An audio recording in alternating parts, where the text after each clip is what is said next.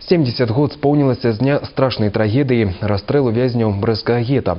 Памяць об ахвярах фашизму жыве і дагэтуль. У Брэсце каля мемарыяльнага знака памяці адбыўся мітынг рэквіем. На ім побывала Марыя Тройніч. Дата 15 кастрычніка 1942 года пакінула крывавы след у гісторыі Брэшчыны.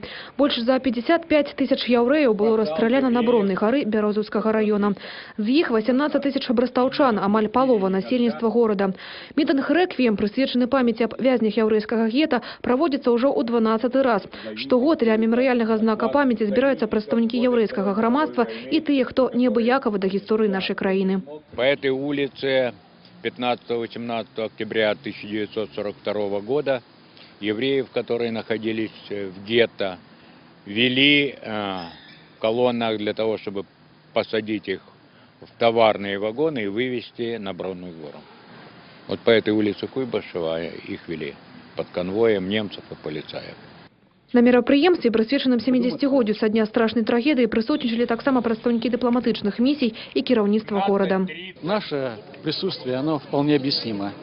Мы должны вместе со всеми жителями не только помнить о тех печальных, скорбных событиях, но и делать все возможное, чтобы это никогда не повторилось.